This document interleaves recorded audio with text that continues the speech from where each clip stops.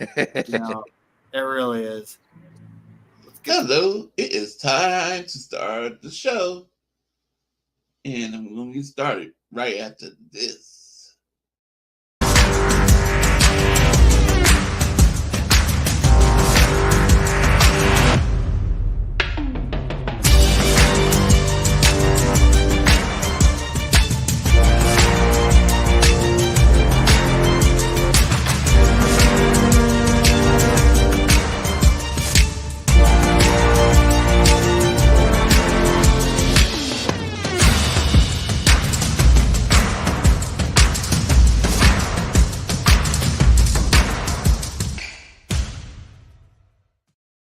All right, Levi, you want to start this off something, right? Can I get a hallelujah? It's football season, ladies and gentlemen. Hallelujah. Actually, Levi, I wanted to ask you, as Lamar ages, do you think don't you think he should become more of a pocket passer to protect his body? I mean, absolutely. You want to always, prioritize that. The one thing I was so excited for getting rid of Greg Roman is a lot of the quarterback design plays disappeared with that, like run plays for Lamar. And Todd X really said last year, I want Lamar to be able to spread them out and just run when there's not anything there, taking a book out of Steve Young's playbook a little bit. But great question. Exactly. Yeah, because Steve Young was one of his biggest advocates, and he saw Michael Vick 2.0 in Lamar to a certain degree. At least I see Lamar as Michael Vick 2.0, and the fact that he's lost weight instead of gained weight and bulked up is just to run faster. It just seems so counterintuitive. You definitely, to be honest, though, you could see that speed difference. And I wasn't sure if it was because the added bulk that he put on or what it was. But I'm excited. A lot of his injuries were a little bit freak. Okay. But the reason I also say that about Steve Young, it was an interview. I don't know who it was, but Steve Young talked about it. He said, I didn't really take that next step and become an elite passer until, the play caller took the runs away from me. And that really upped his game. So we were hoping that Monken will continue that. But if Monken gives Lamar another MVP season, we know here in Baltimore, he'll be a head coach somewhere. So we'll be looking for a new offensive coordinator and redesigning everything again. Anyway, how about Brandon Ayuk, ladies and gentlemen? Hell yeah, he's not going nowhere. He's like, should I stay or should I go? He's like, I don't know what I want to do. Do I want to go back to the Super Bowl and go a lot of playoffs, or just go to that team and I get my money and that's it?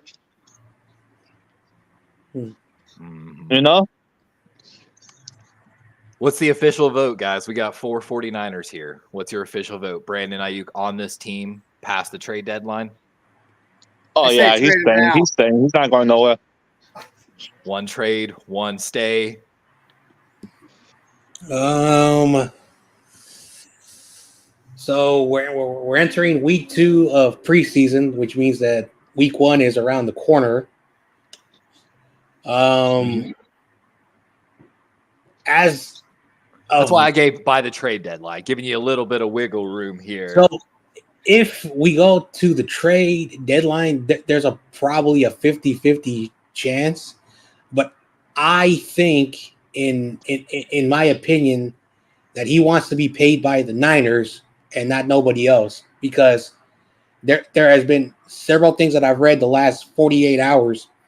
The Steelers and the Niners have an agreement. The Steelers and the Niners have an agreement, but Brandon, now you keep saying no. He says, and then today he's on the field. Well, again, I've been busy, at work, but I saw some stuff quickly that he had his jersey on, but he had no pads on. So I don't know what that means. So he's probably getting ready for practice, and maybe he get the pads on pretty soon.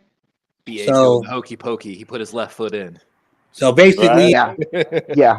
If he has his jersey on and he's on the field now, he's probably not working out, but I think he wants to be here really badly because he knows if he goes somewhere else, he'll be a good receiver, but will he be in a Super Bowl? That's the question. Well, with Russell, I don't know. I don't know much about the Pittsburgh Steelers. I would probably leave that to Levi to predict. If Brandon Ayuk does go to Pittsburgh, does Pittsburgh have the right system and a good enough defense to make a run in the AFC North? I think Ayuk wanted it, and then he watched Justin Fields fumble twice and apparently blame his center for both the fumbles. And of course, Russell's already struggling with injuries, and it's not even the regular season yet. And the AFC North is a hard division to play quarterback in. Poor DTR out of UCLA last year got his start against the Ravens for the Browns. And I was live during that game. I said, I feel bad for this man because he got beat up his first game. And I don't see Russell lasting too long in the AFC North. I think everybody's making it to the playoffs on that in that division. That defense is going to carry Pittsburgh and their run. So I see everybody making it. So me and Corona, we know a Steelers guy, and he is not confident with the two quarterbacks he has. And if Brandon Ayuk saw, Justin Fields and what's going on with Russell Wilson, he's like, I could go over there, but who will be throwing me the football? So that is something to really, a good assessment to think about. If I was Ayuk, I'm not going to Pittsburgh, man. It ain't got a good quarterback. Like it's just one of those ones. Look at Devontae Adams. He's pissed about what's going on. Jordan Jefferson kind of had some talks with Minnesota. A lot of these wide receivers are sitting there with no quarterbacks, and they're like, "Why did I sign for all this money? Like I'm wasting my career away." I hear that later. Contract.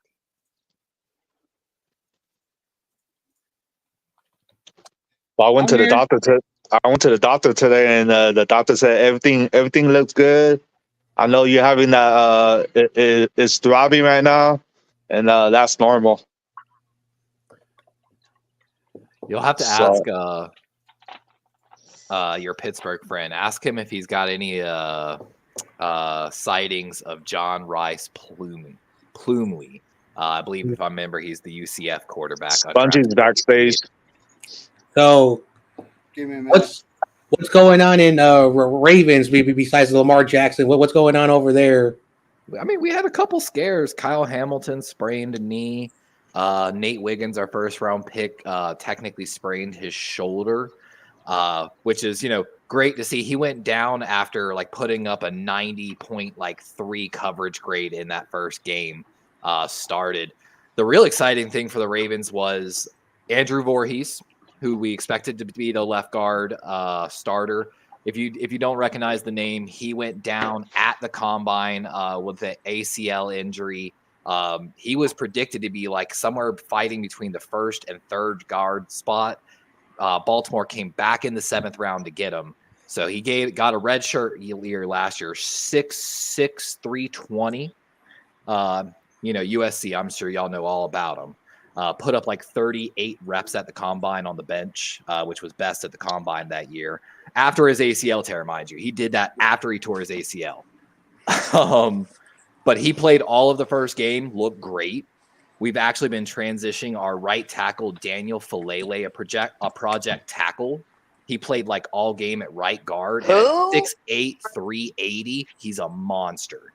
And the predicted right guard winner played center all night and played pretty well, actually. So it was an interesting night for the Ravens. And then Rosengarten got a little practice in at right tackle. What's up, Don? How you doing, Don? We're pretty excited about that line. Mm-hmm. I know you guys gonna beat the Chiefs on week 1. Oh God, I hope so. The big talking point here is this: Zachary Orr, this is his first season as a defensive coordinator. That preseason game against the Eagles was his first time ever calling a defensive game. So week 1 opening at Kansas City is going to be nuts. He didn't give up many. Dude, we could not shut y'all's inside run though. Your inside run literally off left guard all night. 62 or 66 did an admirable job. He's not going to be on the roster, but at the same time, I kind of expect you to shut that down in a sense. But it was good. I saw some good snaps on both sides. Kenyon Mitchell looked good. Oh God, yeah. I think they said Christian McCaffrey got hurt too, and he's dealing with a groin injury. Is that true? He actually said he could play if he had to.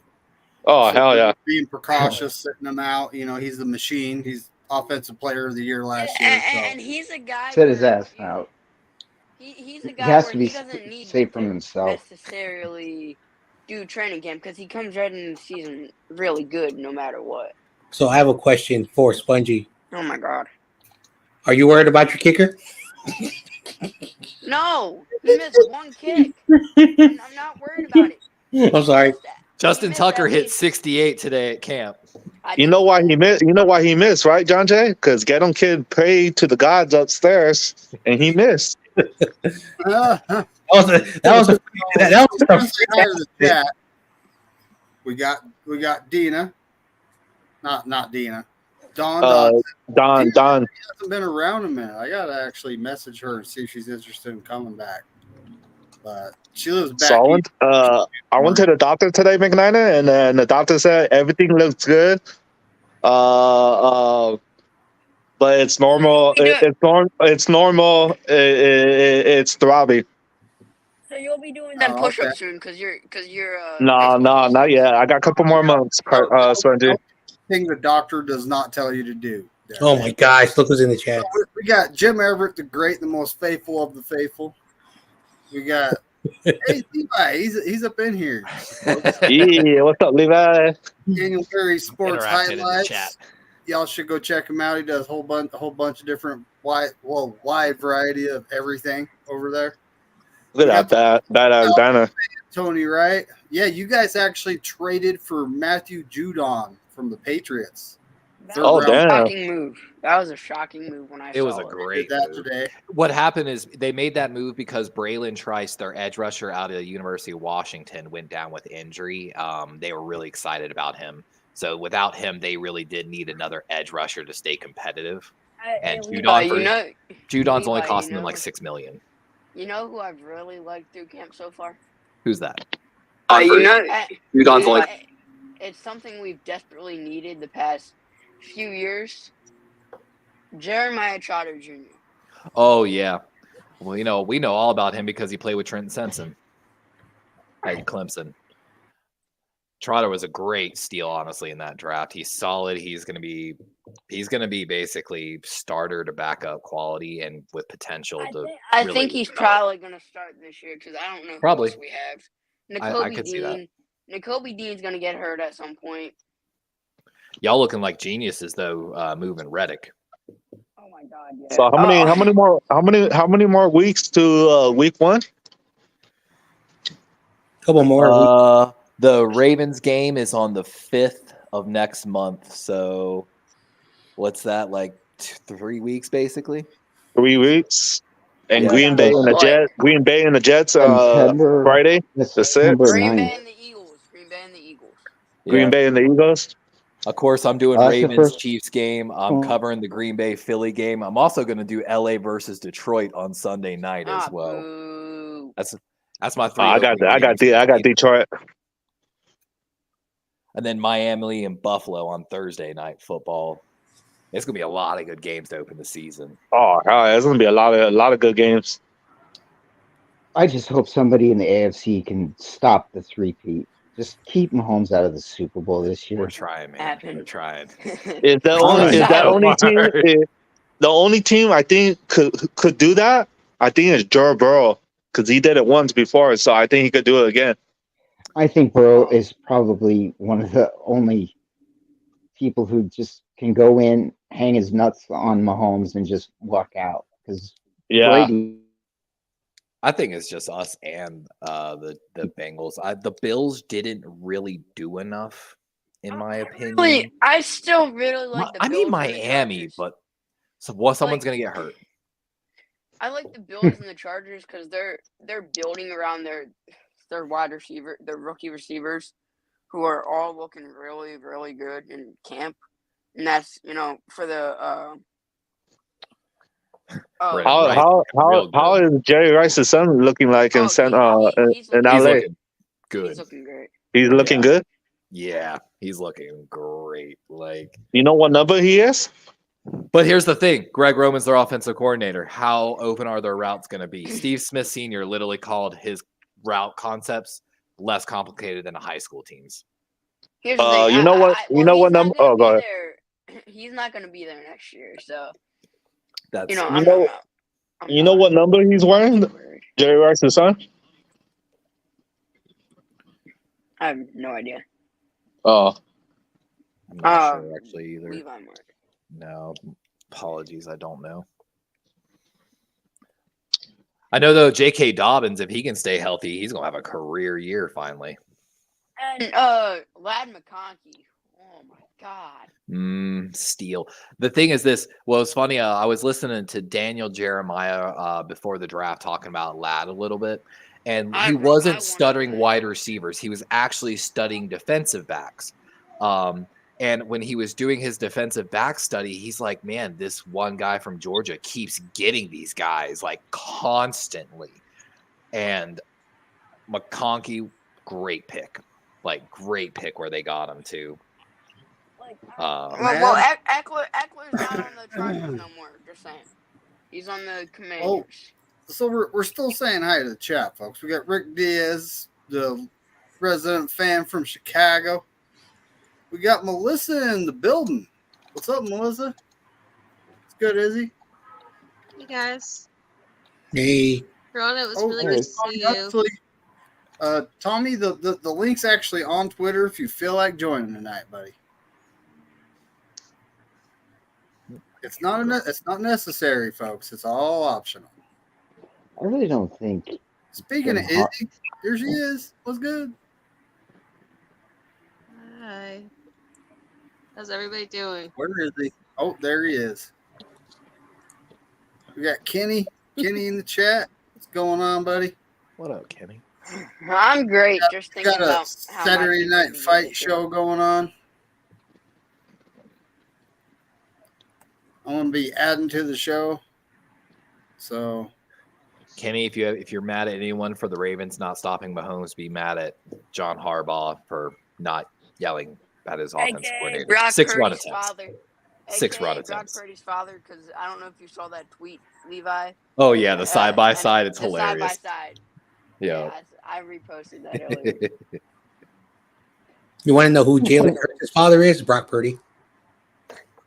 Do you know what's They interesting don't is look that alike. John Harbaugh looks like Brock Purdy and Mike Yeah. Tomlin looks like Brendan. Ayuk. And they're both in the AFC North, and one of them could become a potential Steeler.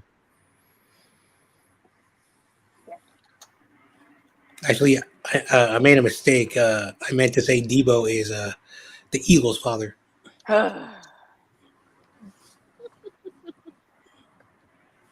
I know, dang well. Can you actually argue with that? You know.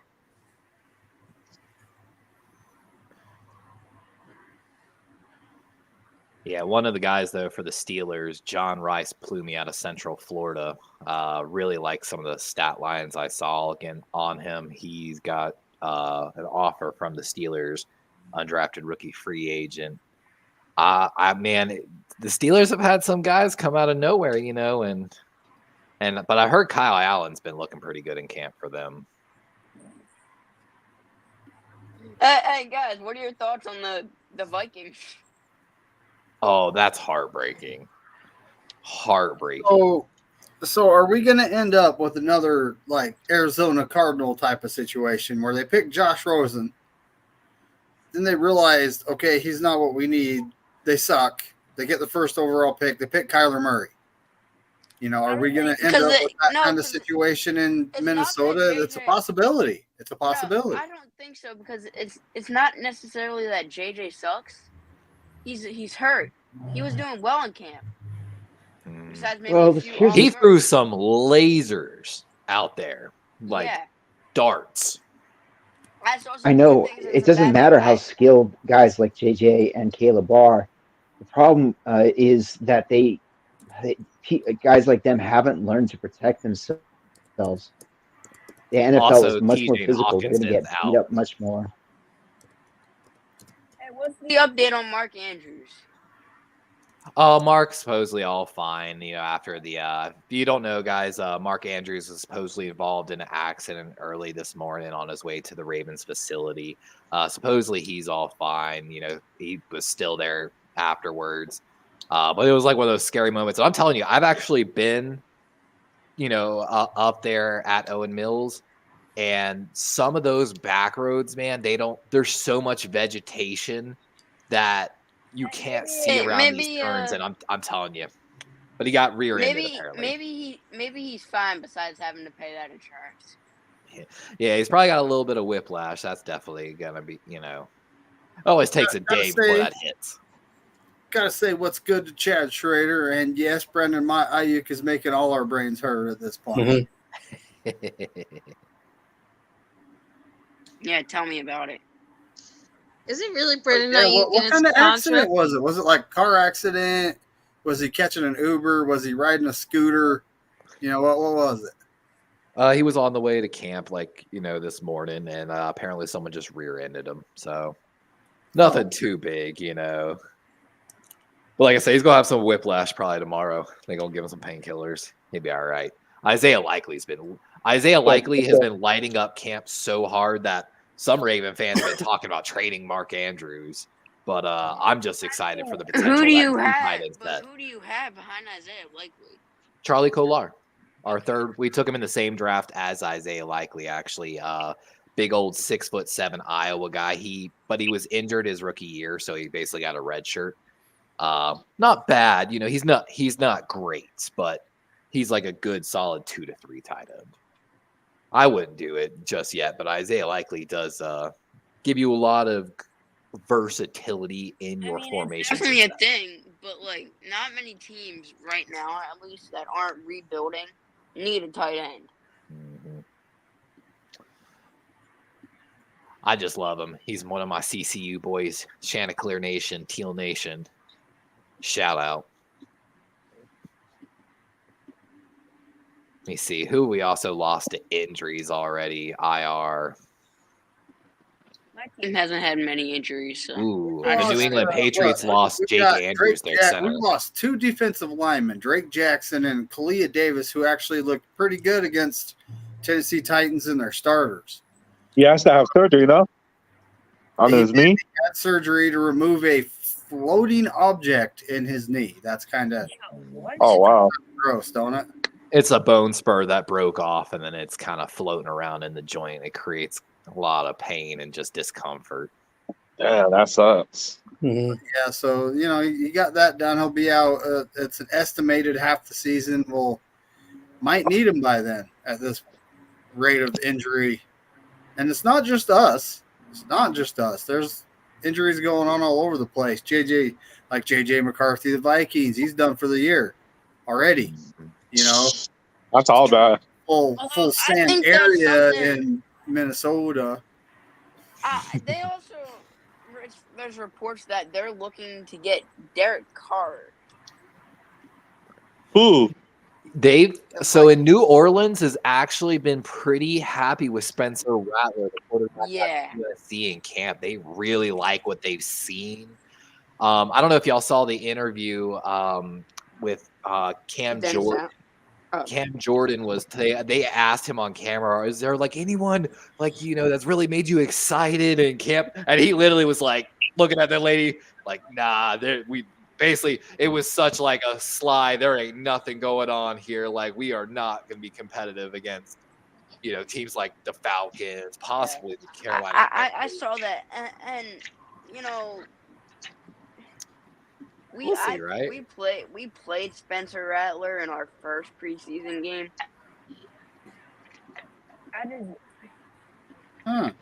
He's doing good, but is he ready for when it comes to the actual game? He's got some good scramble ability though, which they need because their offensive line. He's been in the spotlight. And they should for be half of his Spencer life. Rattler. On reality TV shows and stuff like that. Hakeem Doss. I was gonna say I don't remember what they gave up for Derek Carr, but it was just money. They didn't give up draft picks because the Raiders cut him. right? Dawes, I kind of looked him up earlier because Chad told me about it earlier. Yeah, I think the Raiders cut him. He was a practice squad guy, so. Honestly, if I was the Saints, I would, man. I'd go in like full rebuild because they've been in cap hell for years, and they need to kind of redo that roster a little bit and kind of move on with some assets. If I'll be honest, I'd be open on the trade block heavy if I was New Orleans trying to restock some draft capital. But I'll take. Hey, if they're willing to trade Cam Jordan, I'll take Cam Jordan all day. I would take Cam Jordan too. Well, actually, I'd have to look at his contract. But the thing is this, the draft, this was one of like the last big draft classes. Now that NIL money and the transfer portals is all that's going on, we saw, I think, the lowest amount of underclassmen come out for the draft, like in I forgot how many years, but quite some time if I'm not mistaken. Next year, it's a good top of the draft. Oh, there's going to always be those elite guys, but the depth of the draft. There's guys like Chubba Purdy, Brock Purdy's brother. So, who's projected to be a UDFA guy. Yeah. But yeah, NIL money has changed the way you look at football. And, But NIL money is also the reason I get to play the game I'm playing right now. You're not wrong. Big shout out to Destroying for like kind of kicking all of that off. The University of Central Florida kicker.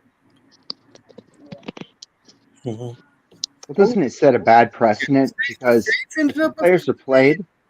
If the players are paid up front, they don't have any work ethic. I mean, what work ethic?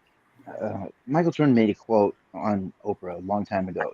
He said, the kids coming out of college already have, guaranteed money. And so they for or thirst for. And I see less competitors coming out of college, and I just see more sort of, built, superstars just kind of trying to make a brand for themselves. I got this question. Oh, go ahead, John. Well, this is the NCAA's fault, and I'm not gonna waste, like an hour. But if the NCAA was smart in the 2000s, they should have gave student athletes full ride scholarships. It would have helped them pay for school. It would help them be able to live on campus. It would have been able to pay for their meals because they still got to pay for their meals. If you've never been to a college campus, they get charged for credits because if you've never been to college, you get charged for credits. And so there was a basketball player in 2010, 2011 who was in UConn. They won the champion. And the first thing he went up to the media, he says, I haven't eaten anything during this 30-day, BS. I'm a student athlete. I got to go to class and then I got to hop on a plane. And so he made a huge big deal and how the universities were profiting billions of dollars plus the NCAA.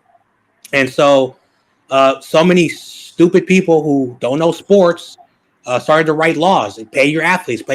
And now college athletes are union athletes now because now they're protected. And the NCAA decided to settle with the conferences, and that's what happened.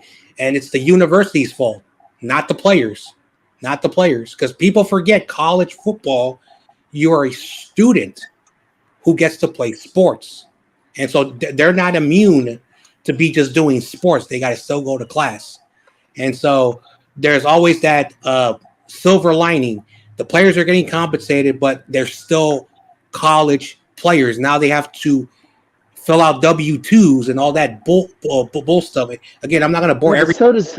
So does anybody who has to go to college and work a job to pay for college. So, I agree with the student scholarship idea. I think that would have been much, much better. And having to pay for free credits while developing your game of football, because let's be honest, when you go to college as a college athlete, especially in football, your intention is to try to get into the NFL. So the backup education that you get really is just a fallback in case you get injured.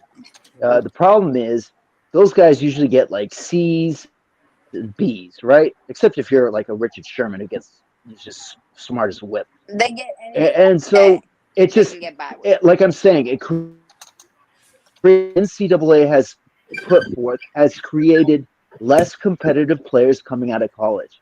That's the result, and I don't think that's good for the game. I just don't. Mhm.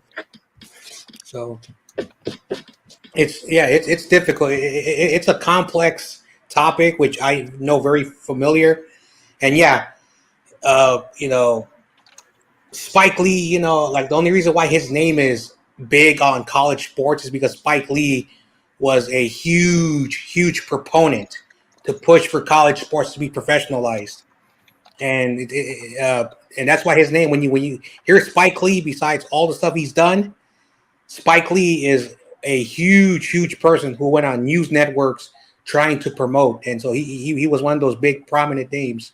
But uh, like if you're a college athlete now, you know you're not incentivized to go into sport professional immediately, and how will that change basketball?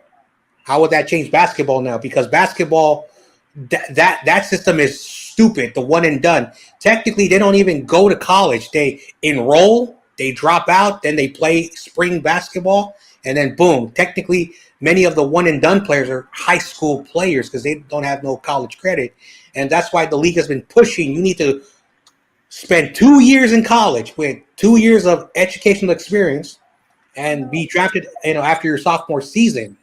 So again, that's going to change the way, the NBA is going to be looking at. Are they going to go back to now? You have to be back a junior to be drafted again. No more these freshman players. Will high school players be drafted again? So, again, the NCAA did this problem to themselves. And now, if you're a professional owner and you're a bad team, how do you build a team? Because in the next 5 years, we're going to see how the NFL and other sports is going to change. Well, I see the NBA just becoming more filled with Europeans because the FIBA and the way those guys are brought in is different than the way talent is brought in basketball wise in the United States.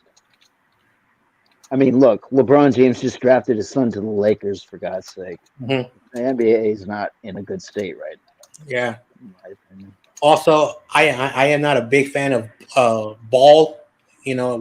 His second son or his third son, we took him out of high school, put him in the Australian Basketball League, and got drafted. So I think the problem because like nowadays and in this generation, parents benefit off of their kids because they want them to be the next star.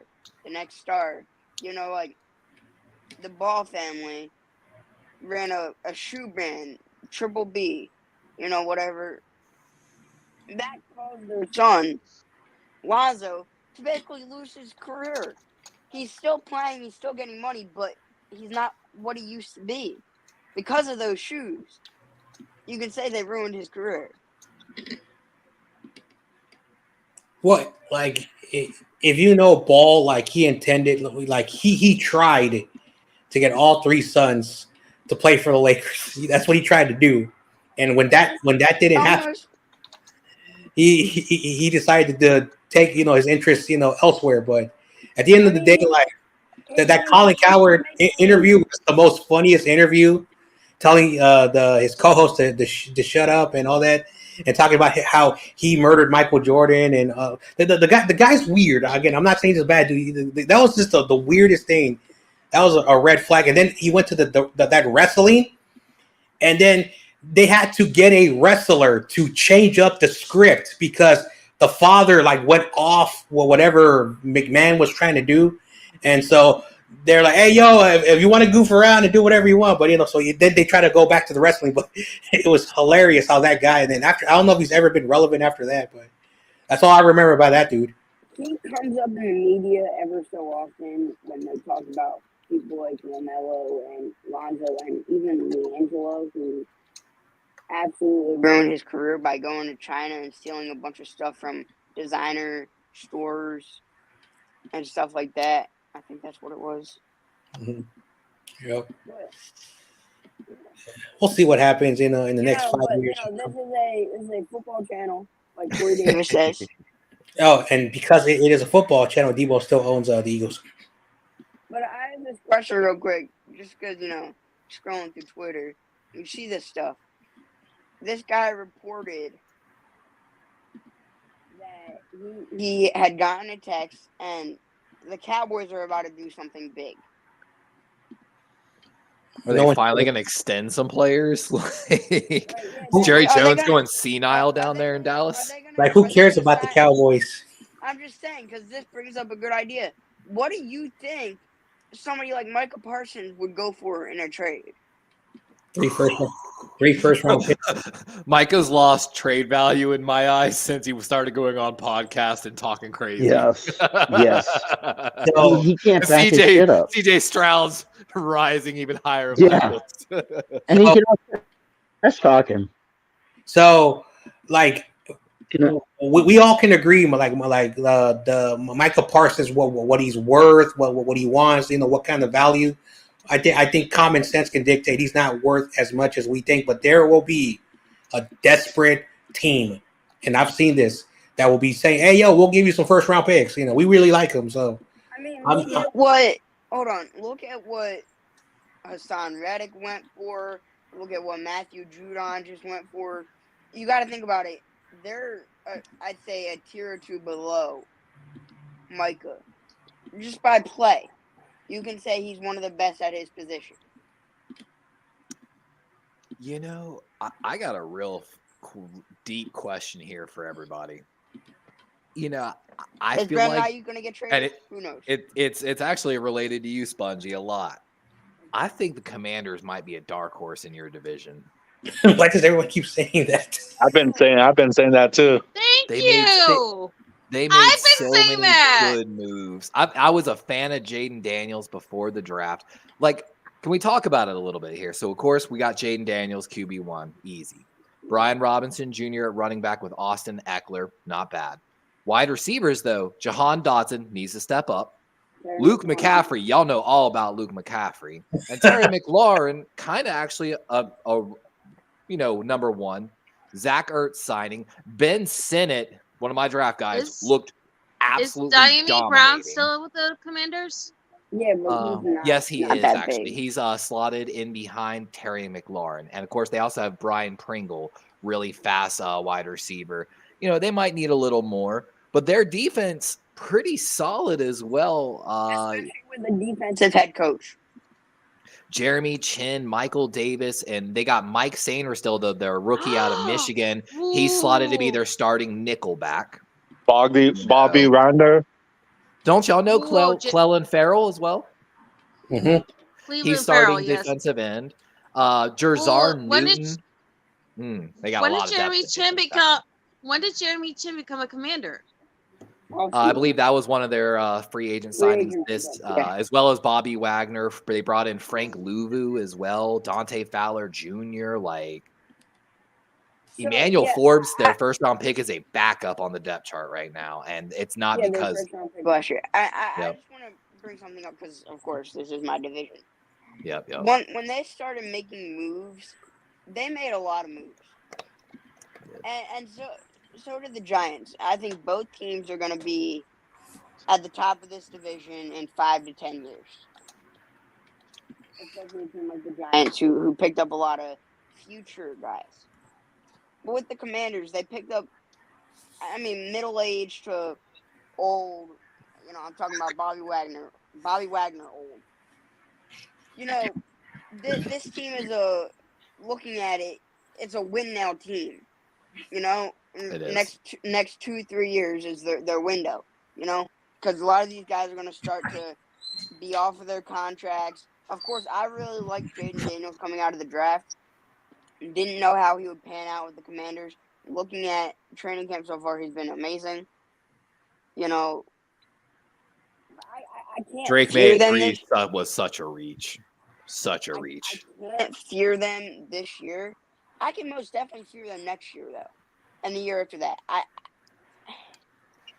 They got to They're a team continue to make where- some moves, but they made Yeah. themselves pretty competitive But quickly. like a lot of these guys, they picked up a lot of guys, and all these guys have to mesh together for it to work.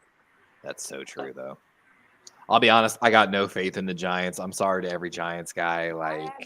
I have no faith in the Giants this year, but with the progression of Malik Neighbors, and they're most definitely going to have a rookie quarterback next year. If that person sits behind Daniel Jones, they'll be good the next year. If that's an Arch Manning, a Shadur Sanders, or it probably won't be Shadur. But Yeah, they're definitely going for a quarterback. Somebody like that. Or a Quinn Ewers who could probably slot in and start for them right now in front of Daniel Jones. Oh yeah, I forgot about the Kingsbury edition as well over there. And then didn't they bring who took Kellen Moore? It was the Commanders. They took Kellen Moore from Dallas as well. We took Kellen Moore. Oh, you took Kellen. I'm actually Oh my God. I was a fan of Kellen actually. I think he didn't get much done in Dallas. Just saying. He didn't get much done in anywhere, but he got to the point where he made it to the playoffs. I have a serious question for you. I've heard chatter that some of the players aren't really happy with Sirianni, like his actual X and O football knowledge. That fool's gonna get fired pretty soon. He's a dummy. I'll answer this. Yeah, I want to hear it from a Philly fan. I'm an abrasive. I don't think they're necessarily fed up with him. I think they're fed up by the media always bringing him up in their press conferences and their interviews, because last year it came out that he was calling the offense, and that's the main reason why we lost. And we talked about that, how much Shane Steichen was going to be a loss for your team. We talked about that last year. But I don't think, okay, so earlier in the off season, it was the start of training camp, so maybe like a few weeks ago, a bunch of articles came out about Jalen Hurts and Nick Sirianni's relationship. I've heard a few things about that, but they're completely fine now. I think it was last year. I think Hurts had confidence in Brian Johnson, and especially because Brian Johnson took the fall for Sirianni, and Brian Johnson has been with Jalen his whole career.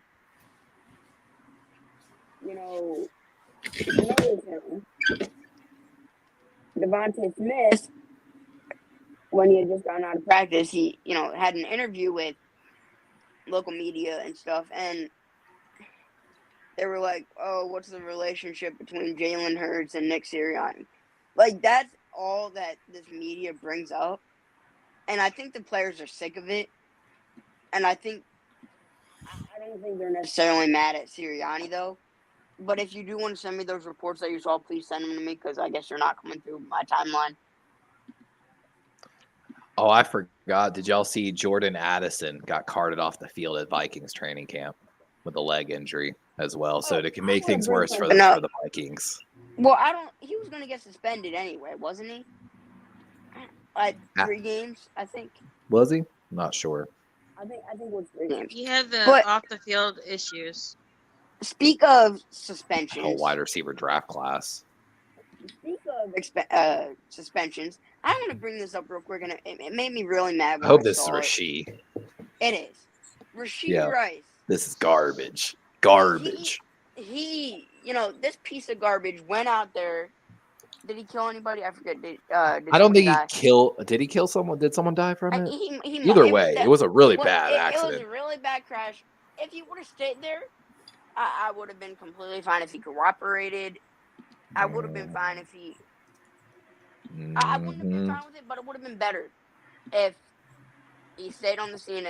Okay, and the NFL says, "Oh, they don't suspend him." Okay, whatever. It's because his lawyer told him to hide till everything was out of his system, and that's why he didn't show up. I'm with you, man. I think it's garbage. I think it's garbage. The videos, Of him walking away, leaving the scene. And it looked like he grabbed stuff out of the trunk, stuff out of the car, to leave no traces of, substances.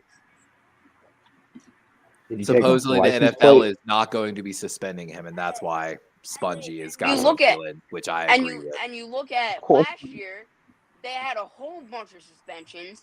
Jameson Williams was the top guy, whole bunch of Commanders players, and a whole bunch of Lions players, including Isaiah Rodgers Sr., who's now a Philadelphia Eagle. They suspended them for gambling. They suspended them from anywhere from 6 games to a whole year. I thought that was unbelievable. I understand you can't bet, but you also can't hit and run some. Isn't in the Baseball Hall of Fame because he gambled. Exactly. Gambling and players. No, you can't. You can't even give them the benefit of the doubt. They're going to throw games. If they can make some money and turn the tide, they won't catch balls. Something will happen. They need to be suspended. That precedent needs to be set now, as the online gambling thing. Baseball and football there. If you look it needs to be at least I know set now. The precedent needs to be set now that players should be randomly investigated if they have any kind of connection to online gambling. Maybe that's a little harsh, but it needs to be set. The suspension is a good start. Can we get that on the refs? So yes, I would like to get them on the refs too, and I would like to see a ref fired if they make a stupid call. Got suspended. They showed the report showed what they bet on, and some of the guys they bet on college football.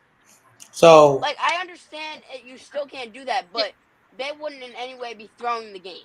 So, can I chime in real quick? Yeah, go ahead. Can I chime in real quick?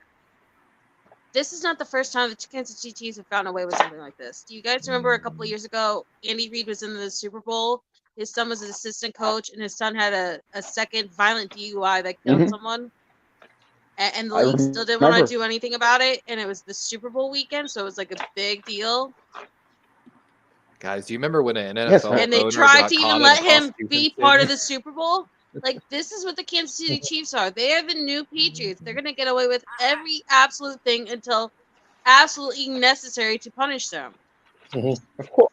It's just what the league is. And I tried to warn y'all about that holding before the Super Bowl. I tried to warn y'all what was about to happen with the holding calls. I wish I. That I didn't know. Every single Super Bowl. So, shush. You're not. 13 quarters of. You're not 13 quarters of Super Bowl football, no calls on that O-line, except for Super Bowl 55 with Tom Brady. Explain that to me. Okay, so egregious stuff going on. If you guys remember, don't be stupid, Spongy. If you guys remember, my Super Bowl too. Hold on. That's why I can get mad at it. Okay. So, if you guys remember, in your Super Bowl because it didn't. Hold on. Okay, so if you guys remember, Tagliabue was the commissioner before Roger Goodell. Roger Goodell was the deputy commissioner. Now, Roger Goodell was not the deputy commissioner for a long time. And so a lot of people who are like me, again, I've been watching football, when I was much younger than Spongy's. So I've been watching football a very long time. Roger Goodell, if you look at his bio, and I'm not talking about go to Wikipedia, he was a legislator for the state of Cincinnati. But that stuff's been taken away on Wikipedia. He also has ties to our, government, and that's all I'm going to say about that. So this guy gets into the NFL in the early 2000s, and in a shorter amount of time, he becomes deputy commissioner and takes over the NFL. And when you go to his early years from 2006 to 2012, he's starting to change football. Most fans are focused on their team. The media is not what it is today. The media still, you have to turn on the TV or read the newspaper. So there's not a lot of, and Twitter and YouTube are very, very, very young. And Facebook is barely, entering. So there's no social media yet. This guy hands out the most inconsistent suspensions to so many players. But yeah, and he burnt the Spygate tapes. And so it's inconsistent. So one player a wide receiver who was with the Browns, and then he bounced around the league with so many teams. Everyone knows that he's been vocal that he does smoke, okay? And so it wasn't until I don't know what team gave him a real, physical. The guy suffers from some type of depression, and he has legally obtained a card for him to smoke. But the NFL is so antiquated that they punished that kid for no reason. He was a good wide receiver. I forget his name. Maybe you guys probably would know. But at the end of the day, that is an example. Okay, that is a serious example of how Roger Goodell is. And so there's been a lot of people, and I don't want to bring this up, but Ben Roethlisberger had 2 criminal charges. And he quit on that case because he didn't get charged. Basically, he crashed the car with his motorcycle, and injured when the person passed away. And he was also accused of doing something that was illegal. And so he had good lawyers. Guy never got, and so that's the inconsistency of Roger Goodell. The Rooney family got involved. And again, I don't want to sound like a Homer 49er fan, but Nick Bosa in the 2009 on television with I think over 100 million people on the planet, Nick Bosa is being choked whole for 4 seconds, and Patrick Mahomes throws a crazy ball down the field to a wide open receiver. And what was our secondary doing? And I want to talk about that. But that's a big blatant. Why did they not call that? And Jimmy Garoppolo, I know a lot of people don't like him, got hit in the head when he was 2 seconds out of bounds, and they did not flag that. So again, why did the last 2 Super Bowls, fucking when Nick Bosa comes in and they're holding him and they dragging him down and no calls. I'm almost done, Spike. Just give me one quick second. Sorry, go ahead. So Roger Goodell has really destroyed what football is. Look what he's doing with the kickoff rule. Look what he's trying to do with Europe. No disrespect to the people in Europe. I know it's not their fault that the world is how it is, and so it's hard for them to watch football. But at the end of the day, devil advocate in Goodell's defense, technically the rule was voted on all the owners. So anyway, but the point of the matter is that don't have too many international games. Like make it where they every year they go to a country. I'm scared of this Brazil game. So at the end of the day, and Brazil, and one thing I will say, Brazil, they're a soccer nation. They're not an American football nation. He's doing that for the money. And so at the end of the day, he's doing it to actually circumvent certain rules about the airing.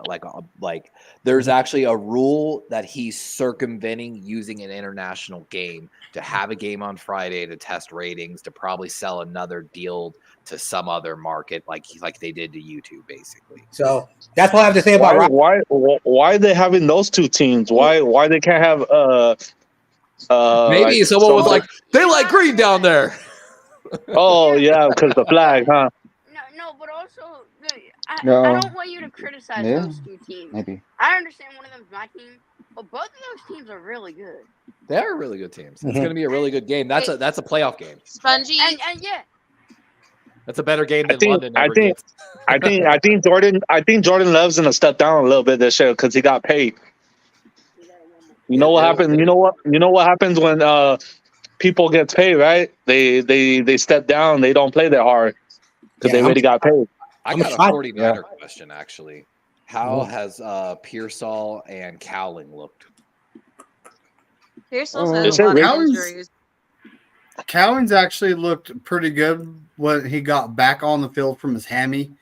Pearsall is on his 3rd injury right now. This is not looking like. Damn, you serious? Oh my gosh! He needs to switch that number. And I saw as soon as I saw how skinny and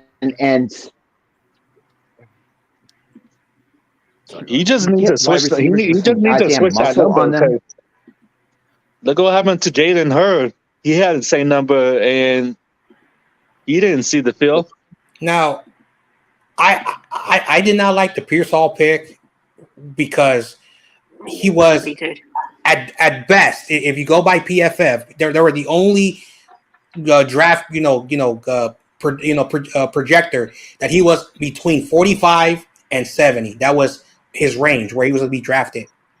And so I was like, I don't know what Kyle was doing, but this is what Kyle does. And John Lynch, this is how they draft. So I'm not mad at what they did because this is what they do. But all I've been hearing about Pearsall is day to day, hurt. And so I'm like, and I don't care if people are going to get mad at me. Why did we draft him?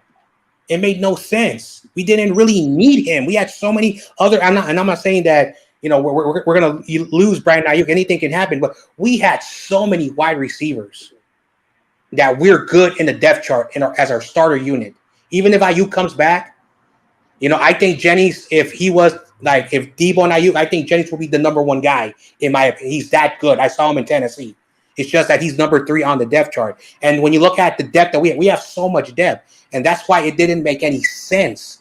And so, and people can get mad at me. Oh, I don't know what I'm talking about. It is what it is. But I don't know what's going to happen. The same thing will happen to Jalen Hurd. He played that one game, that preseason against the Cowboys. He hurt his back, and he never seen the field again. And he had that stupid number 14 number. Same thing what Ricky has. I think that matters, to be honest.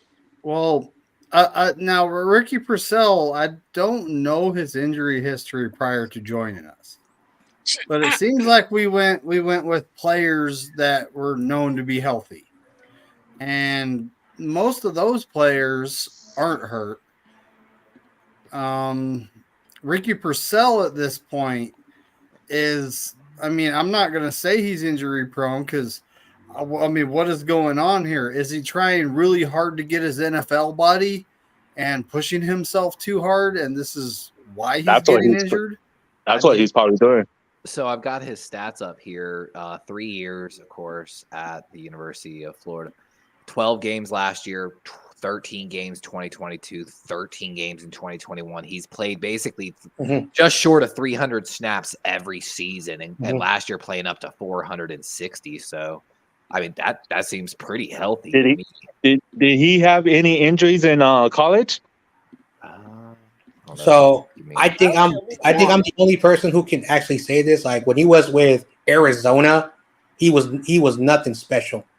Because I never heard his name because he played in Arizona State. But when he went to Florida, he played in a tougher conference with better competition, and he had a really good year. But you look at the first 3 years, he wasn't anything that you would say, oh, first round, talent. He was nothing to write home about.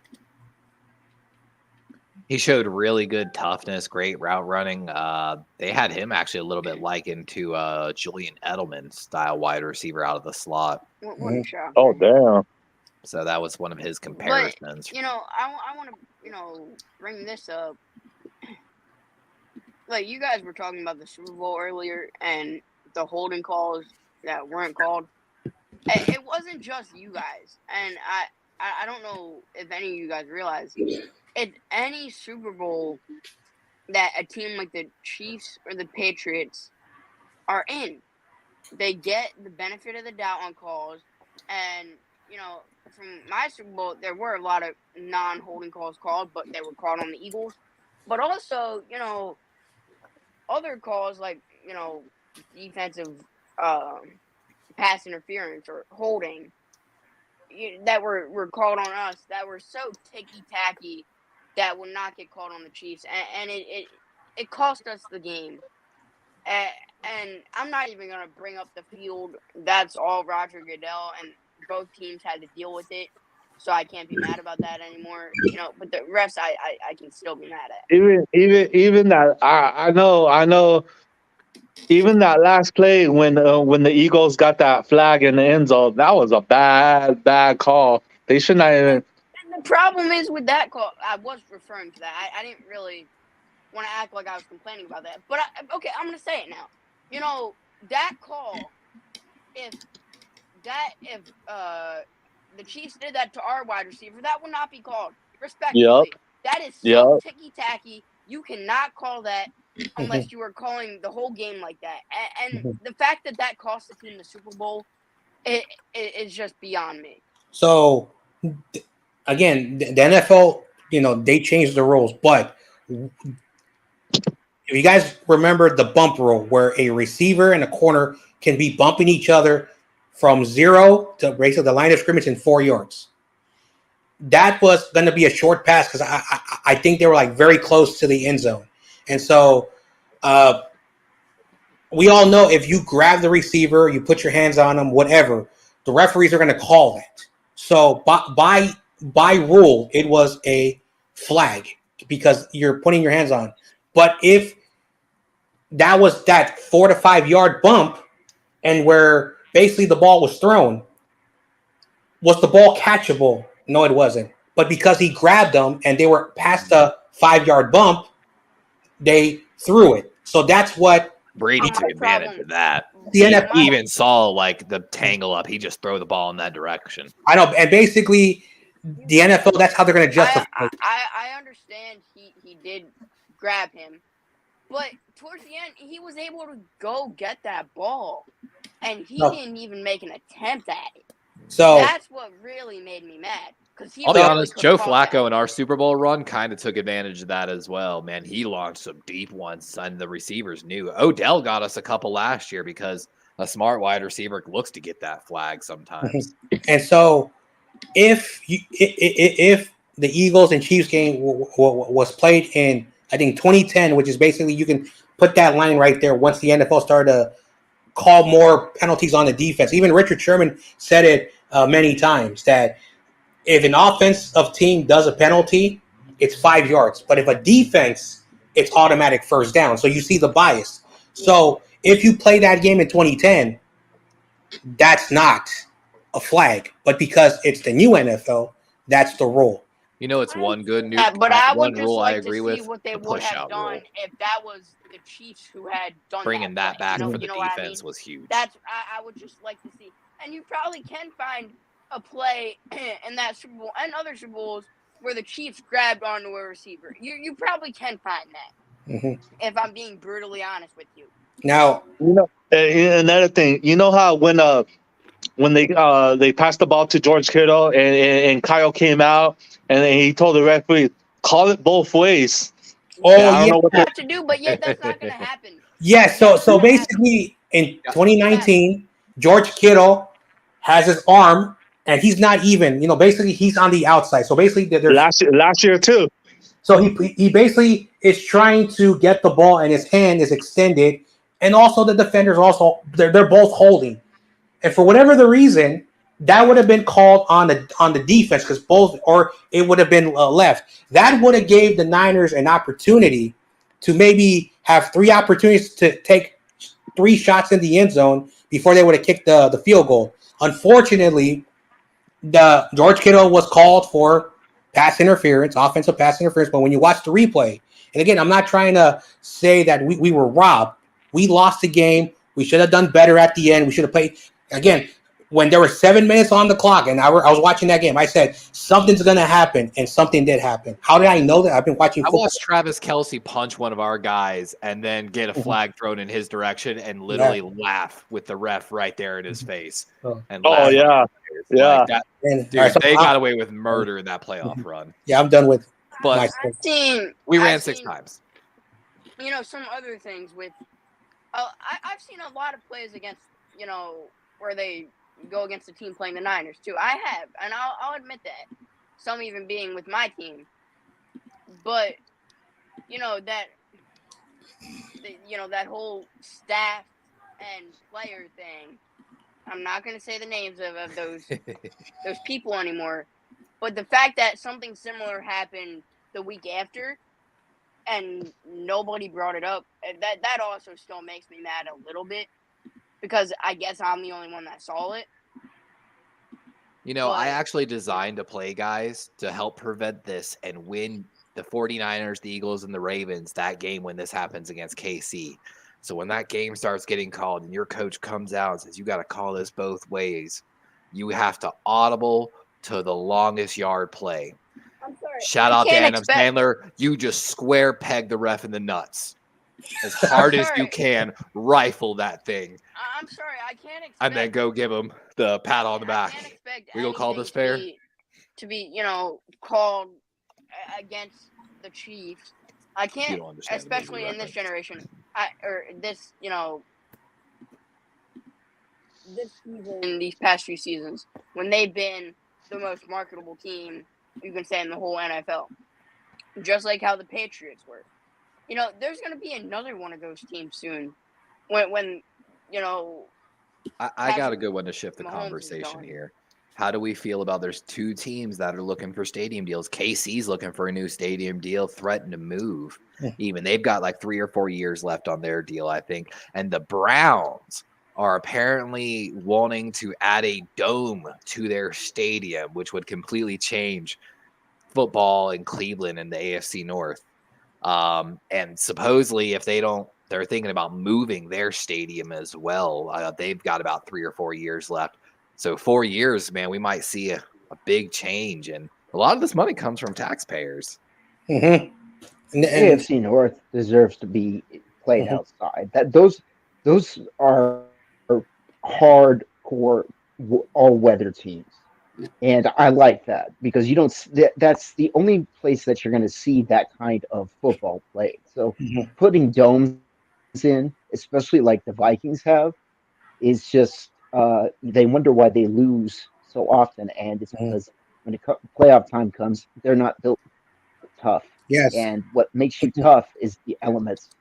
So Darwin, you and I, we talked, a few months back about Candlestick Park, all that stuff, and explaining. And Sentinel brings up something. In the past, many cities throughout the United States build multi-purpose buildings. That we all remember the old baseball and football configurations, and they were weird to say the least, but those teams, back in those days, they play with that. Now, as teams have been valued in the billions, now they're able to, if they're unable to get the money to build those, they're saying they go to places, outside the region, and so many teams are starting to do that. They're going outside their regions, going to a place where it's more cheaper to get public funding.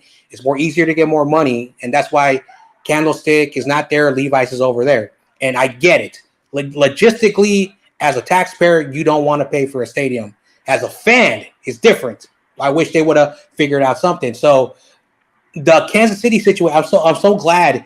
So a few months ago, the voters voted that they did not want to build new stadiums, and so 24 hours later, the state of Kansas said, "Hey, Royals and Kansas City, if you're not getting the stadium, we're willing to give you the money, all like whatever, to build your new stadiums." And so you said something very good.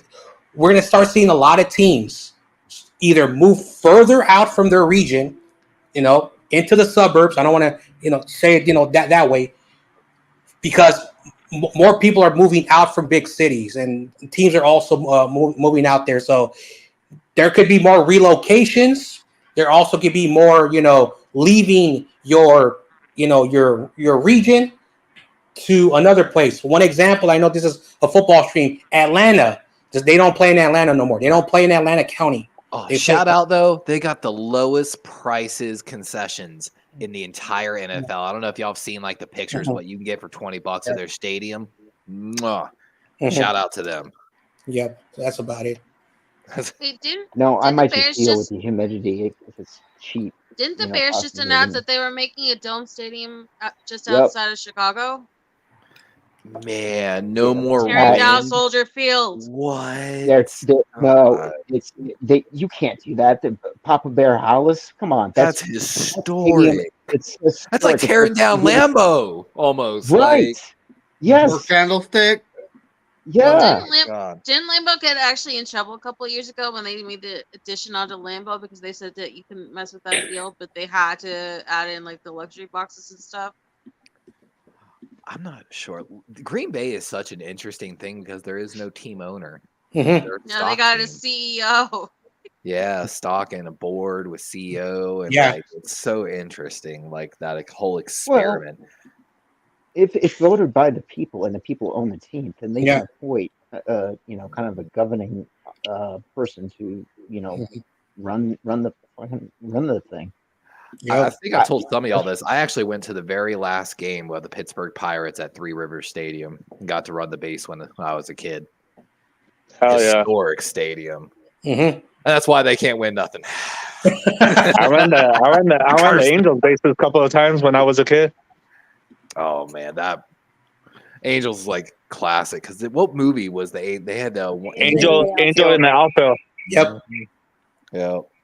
Classic. I know, I'm still old enough to remember when they were called the California Angels. Oh yeah, that was I'm old enough they should go back to that. I'm old enough to remember them beating us in the World Series in humiliating fashion. Oh, please don't bring had that. Darryl Strawberry, Barry Bonds, Jeff Kent, who knows who else. For who? The Giants? It's hard for an Orioles to be an Oriole fan, man, when you grew up with the Yankees dominating the uncapped MLB. Yeah. Well, those teams, that's not their fault. Shout out to the Orioles though. I've been in their stadium this year a few times. Their stadium is amazing.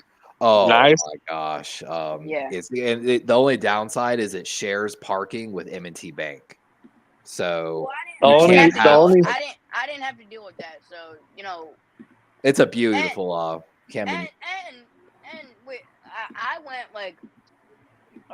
at first I went 3 years ago, and then I went the year after, and we got seats behind home plate for a great price because they were coming up to be a good team, and surprisingly the tickets were still low. So me and my brother went to go see a few games, and nice seats. I can tell you that. It's a nice stadium, good food. It's because a lot of the diehard fans in Baltimore, I think they've wanted a new owner for the Orioles for a long time. Someone willing to spend more money is what. Hey, we got a weird fan base. Our baseball fan base. They do. It's kind of fun. I just like watching them hit dingers. The only stadium I've been at is I've been to Dodgers, Angels, and the old San Diego Park, and I want to go check out the Arizona one, man. Dude, I want to go to Lambeau.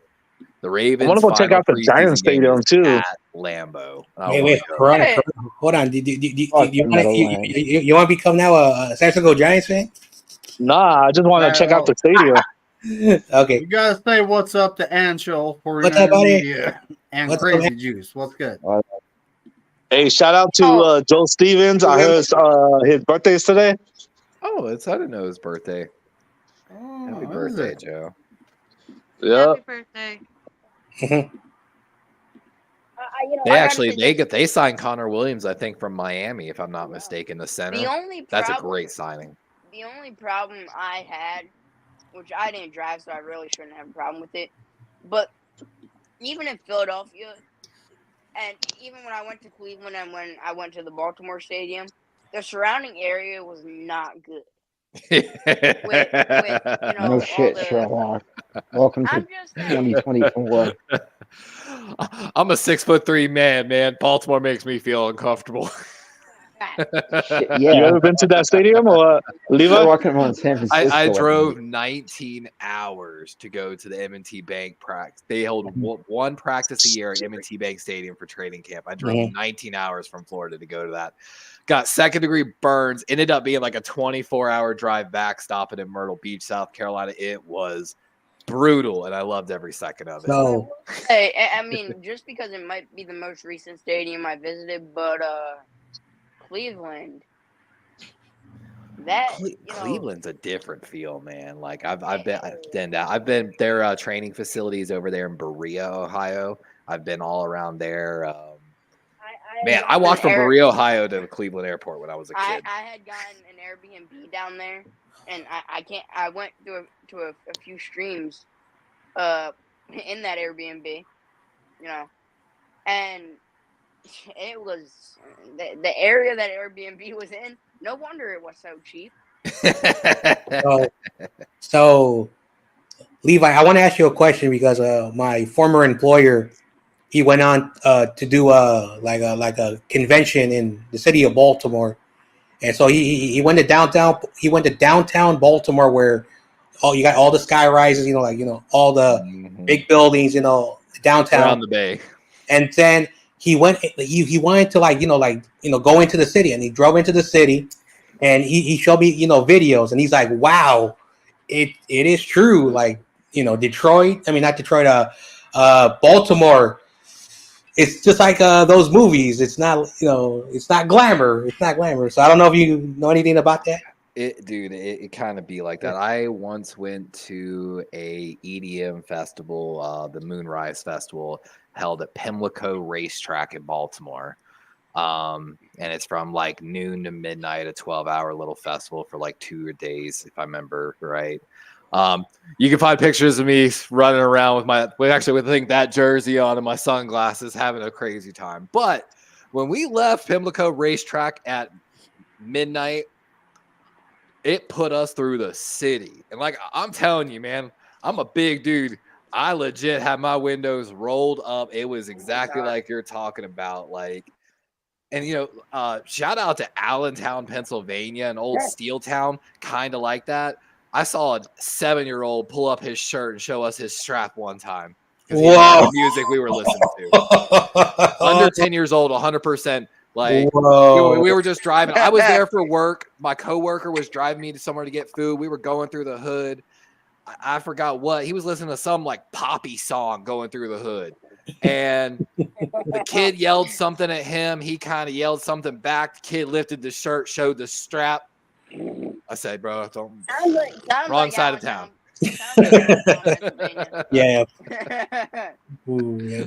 So it'd be like that sometimes, man. Like, see, I'm old enough to remember when I would walk in my streets, and that was like a occurrence, a normal occurrence. So, but things have changed. Things have really changed. It's not as it was in the 90s. That was the number one lesson is, man, just don't put yourself or you ain't ready to deal with the consequences, man. I've so many times. I went to an Angels and Phillies game at Citizens Bank Park, and we stayed after to get some autographs from the players. We go right outside their parking lot, and they drive their cars out. Sometimes they sign, sometimes they don't. And we were there till I'd say 1 in the morning, and we had to walk all the way, like through. I'd say a few streets, and I don't know how safe that was. Yeah, little bro, like. Oh, I went to the Dodgers and the Angels game, and I chased Justin Turner down all the way. Down when they come out right field under that bridge or whatever it's called. I saw him in a golf cart and I chased him down. And he said, "Come back." He said, "Come back tomorrow." I signed an autograph. I said, "Come back tomorrow." I said, "I don't got a ticket. Are you gonna buy me one?" He said, "Buy one." He said, "Broke ass bitch, buy one." Buy one. He said, "Buy one." Buy a ticket.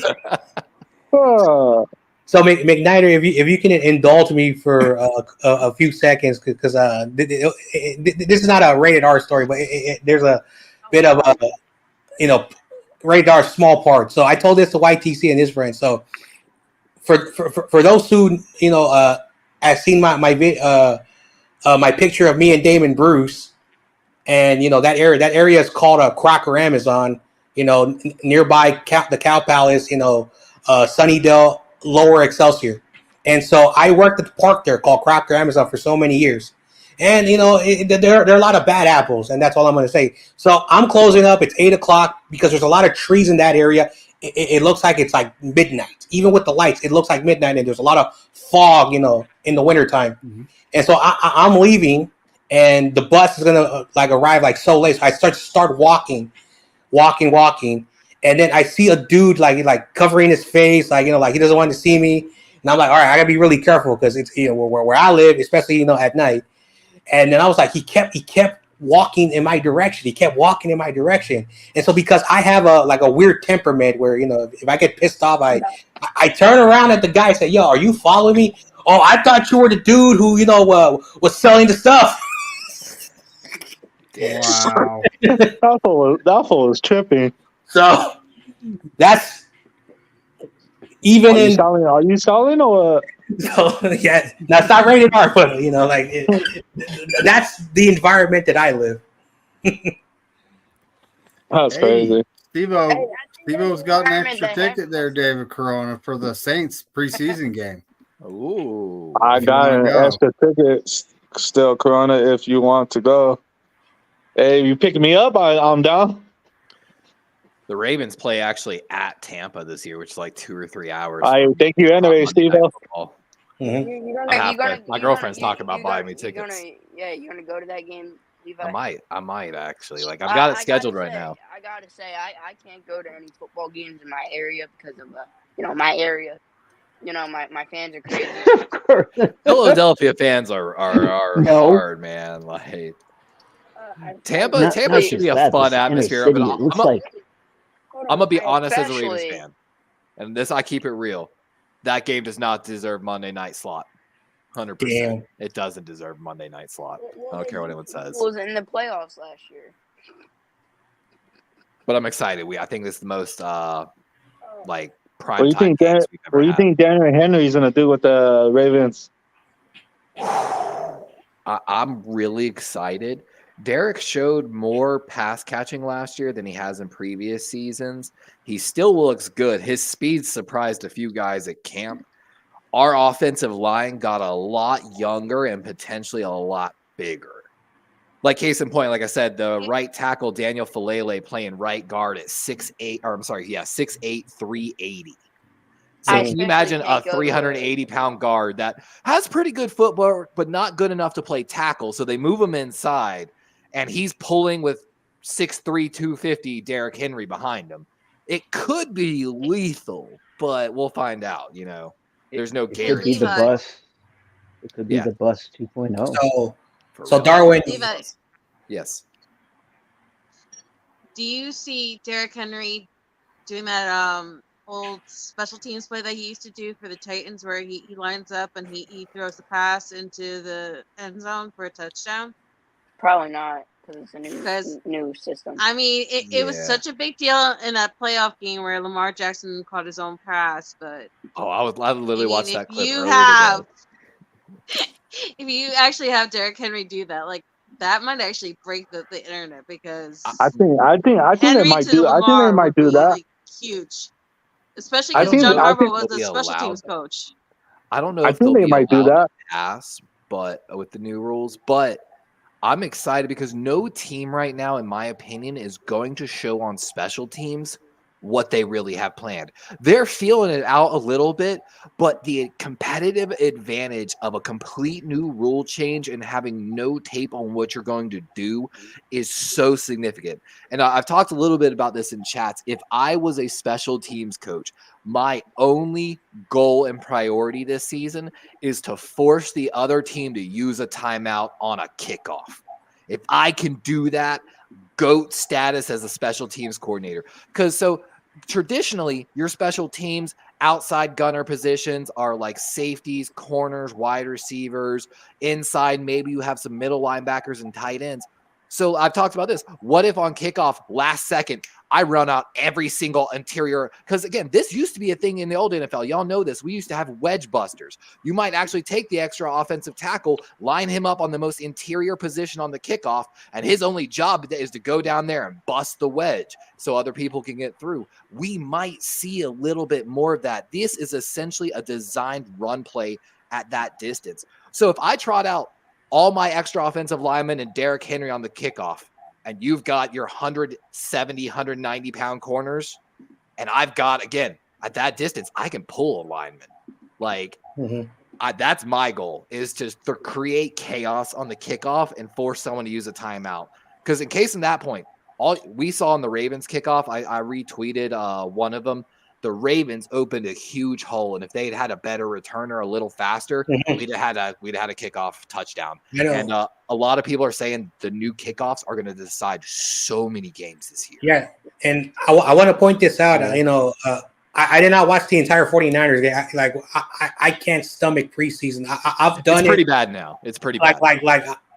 I've done it because I was a content creator, but even before I was not a big preseason. But I saw when the Niners kicked the ball to the Titans, I said this: if you get that small opening and that kicker, that returner took it all the way past the 50-yard line, and I said this last week, and I'm not trying to say I was right because I got to see more of this kickoff and in the regular season.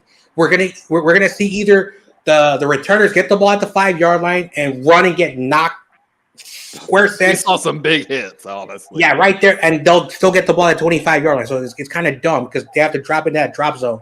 But you're gonna have moments where there's gonna be an opening, and you only have one person down the field. If you have a fast enough person, they're gonna take it all the way. So I'm saying that from week 18, we're gonna see at least one player in the NFL season, one player from any team going for a touchdown. We're gonna probably see more kickoff return touchdowns this year because of that new rule, or we're going to see a lot of starting at the 25-yard line. And so that's what I called it because I watched that XFL, because I wanted to see if it was even watchable. It happened a lot in that league. And so that's what they're trying to do is, not just always kick it and, they want more returns. Yeah. So. But I think I got this. Go ahead. Oh, go ahead, Josh. Go ahead. I was going to say, kind of like you're talking about, we might see more of it just coming out to the 25 or whatever, because here's the thing. If we keep seeing teams take them back for touchdowns, we're just going to see Devin Hester style tactics. Why would I even risk the touchdown when I can put it through the back of the end zone still? Mm-hmm. If they've got an actual returner that took one back last week, I'm telling my kicker. And the second part of that is there's been a little bit of exploration about testing out players. Hey, can you kick? Because would you rather because that kick, if it doesn't matter as much and you actually want it to come up to a certain level short, hey, man, having like Justin Reed, who actually had some kicking experience back there, a safety, doing the kickoffs. And because also the chance of your punter or kicker getting injured and dramatic, like, can you imagine if Justin Tucker somehow got hurt on a kickoff return, trying to make a tackle like Destroying did? It would be devastating to our season. But Because who would backup benefit the most from this new rule is the does Atlanta still have that Asian kicker, Jung Lee? Yeah, Yep. He performed two of the best onside kicks I have ever seen in my life. They could easily. No more surprise onside kicks, though. No more like the Super Bowl. Oh, they took that away? Yeah, so as part of the new rule changes, you have to declare. So you have to be down in the fourth quarter. You have to declare it ahead of time. There's going to be a different lineman to the onside kick if they do allow it. It's a whole bunch of just crazy. Well, why would they do that if they? Why would the commissioner agree to them to tell the opposing team, hey, listen, this is what we're going to do. Try and stop us. That's ridiculous. Yeah, I think the fun is not knowing. They took away one of the greatest plays like in Super Bowl history. I think it's the Rams did the surprise onside kick. I think it's the Dan Campbell rule because Dan Campbell did so much crazy crap last year where he would do fake onside kicks and he would go for it on fourth down. He'd do all these crazy things to try to make teams embarrassed. I think they just purposely made this new rule just to absolutely take away half his arsenal because the Lions embarrassed a lot of teams last year.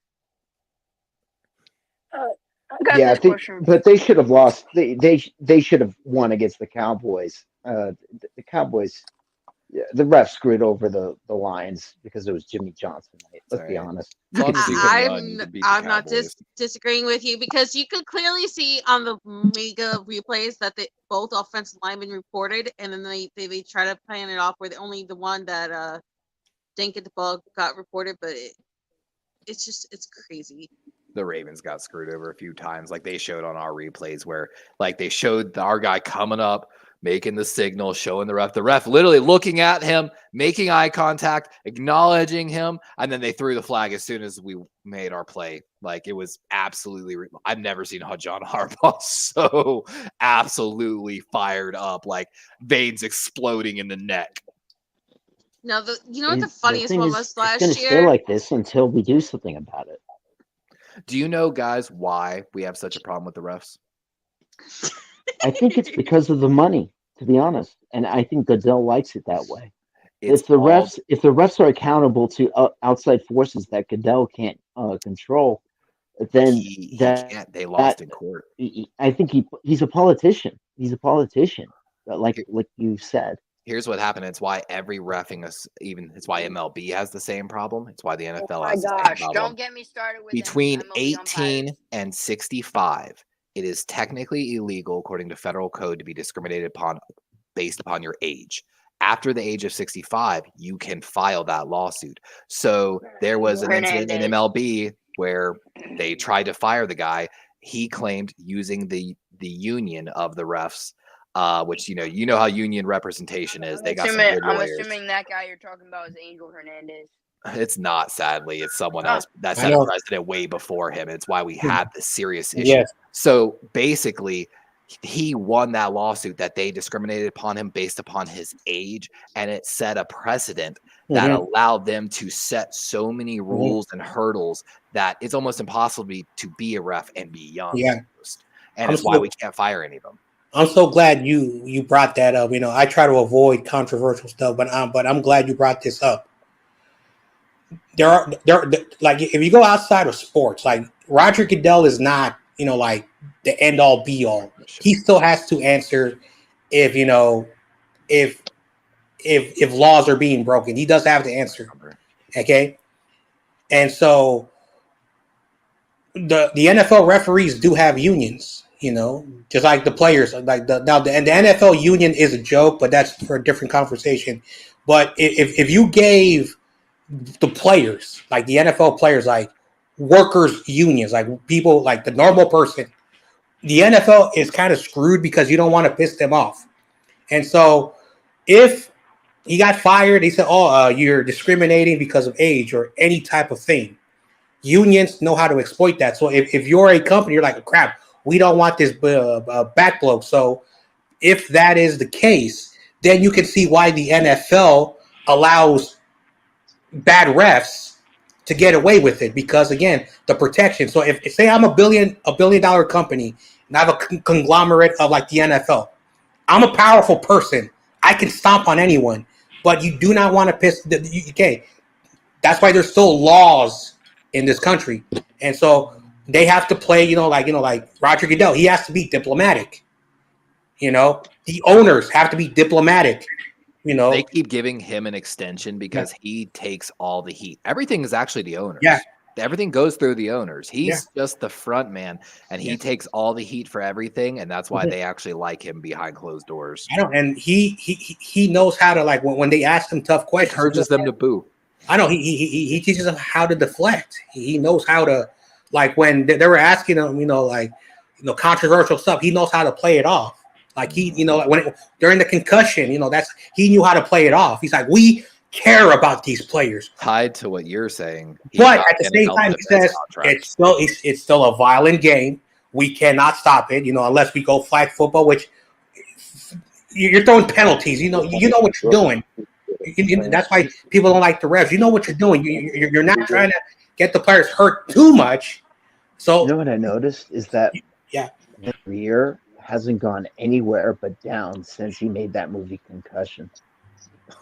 You notice that? Because CTE had the chance to really put a dent in the market or the NFL's pocket, and they're just trying to push it off as far as they can. That's right, and that Disney connection, and Disney likes to keep very, things on the down low. A lot of people don't realize he got the Department of Defense to give the NFL a giant contract. That's why there's so many more pregame, patriotic. It's something my colonel, who was my history and politics teacher, talked about. The Department of Defense will almost give anyone money as long as they're willing to make the U.S. military look good and instill patriotism into their viewing audience. That's why Transformers got such a big budget for their movie. That's where Michael Bay got all his money. That's why he got to use actual U.S. military equipment in his movie. He had a deal with the Department of Defense. So Roger Goodell, that's why the NFL owners love him too. That money is huge. I don't know exactly the number, but yeah, it's in the billions. And I know, and like as I mentioned, my good friend YTC, who I have so much respect for. He's a Giants fan. He's from New York, and me and him, we talk all the time, and it's like people like me and YTC, who love the teams, and for him, he was telling me it takes him like 90 minutes to get to the stadium, even though he just lives across a river. It still takes him 90 minutes, and he has New York team plays in New York. Yeah, so.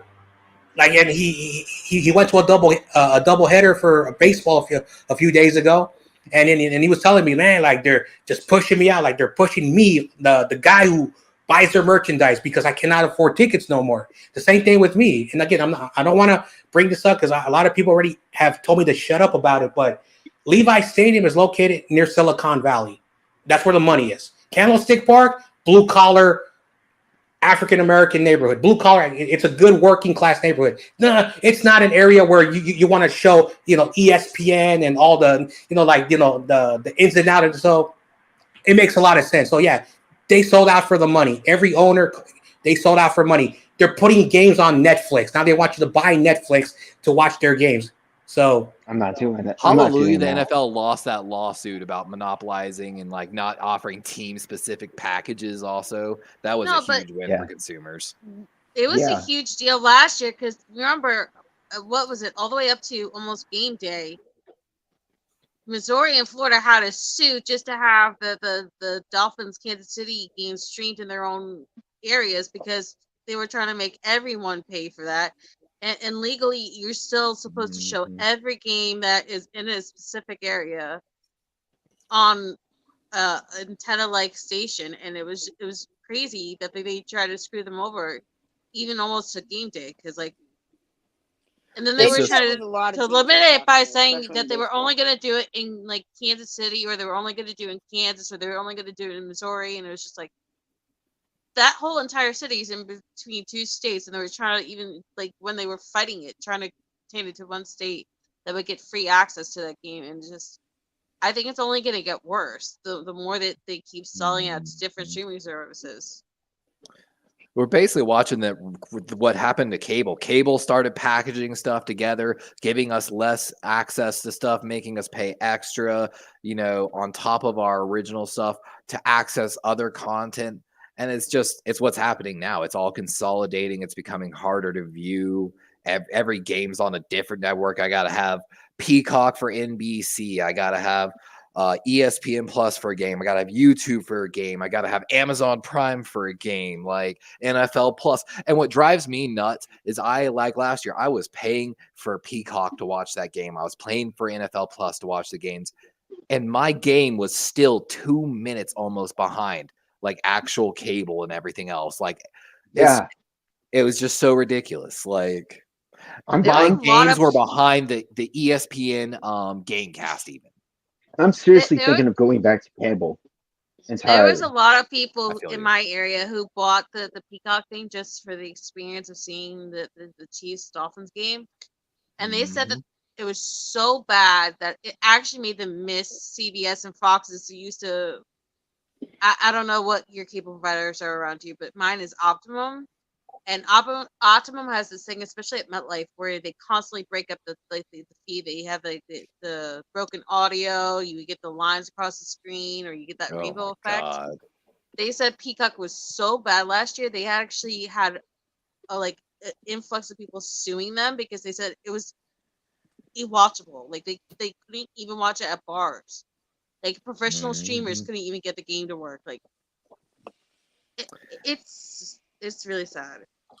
It's like you said, I'm thinking about going back to cable. I haven't had cable in like 10 years. I'm gonna be honest with you. I've always just used other streaming services and stuff like that. I love watching documentaries and like David Attenborough's Sound, or the Science of Sound or whatever. 3 episodes, wonderful. You know how you love Shark Week, and you used to watch Shark Week, with cable. Now you going with Hulu maybe, but it's just not the same. And the thing is the pricing, and then the delay and the buffering at times. Also, cable never gave me buffering problems. at all. So I think that's why I'll probably end up going back. And the fact that you're really at the I still game pirate. live. I should say that. Yeah. I still pirate streams. Like case point, this game against Atlanta this Saturday, they're not showing it on any service from my understanding. Your boy's gonna be then I'm glad you're flying the black flag too, bro, because I stream East, everything. I even have listen to this. This is how retarded I am. I have YouTube TV plus I use Stream East at the same time because I'll be doing like one thing on the computer and then I'll be turning my head and be doing another thing, and I'll be watching the game at both times. I feel you, brother. I feel you. And that YouTube TV ain't cheap. I really am excited for the team specific packages that supposedly are going to come out of that lawsuit. But like everyone's been saying, there's, like in legal, there's in a lot of times in legal fights, there's not actual definitions on timelines. They're like, you have to do it at your earliest convenience. Well, there's no legal definition on that. So. Well, legal wise, they're probably waiting for their streaming numbers to go down before they actually do anything. Yeah, like that's true. When like in 2011 when Netflix started to promote that Orange is Black, or I don't know what the show was called, but it was like a big show on Netflix, and so I've never watched it, but people tell me it's a good show. New Black. So that's where people started to leave cable, and and that's where the term streaming and I don't know, like binge watching, whatever that they came out. And so I was working in 2013, 2014 in my job at the time, and I was looking for alternative because my cable they skyrocketed like 50%, and I said I'm not paying for that. Even though I was working and I had money, I said nah, I got bills, rent, yada yada, more important in food. I didn't want to throw away, and so I was looking at some stuff, and I found a thing called Sling TV. They were the first to jump in the cable market, but they were only offering, few like cable network, probably close to 24 channels. That was about it. They were one of the first people to get on Roku. Yeah, actually get their button on Roku. We gotta say peace out to Sentinel. He's gotta go. Yeah, I gotta go, guys. Everybody, have a good night, buddy. Thanks for coming. I appreciate you. It was fun, guys. So then Sling TV started to incorporate the local channel. So I was able to still watch the Giants, the Warriors, the Sharks, and for whatever the reason, they always show the Kings. But I was able to get my regional sports stuff, and then they started to add more channels. And so I was paying $15. It was basically $20, but because they did auto pay, I was paying $15, and the numbers from 24 went up to almost 50, and that was like, damn, this. I don't watch a lot of cable, but I'm able to get my local sports, and that's all I need.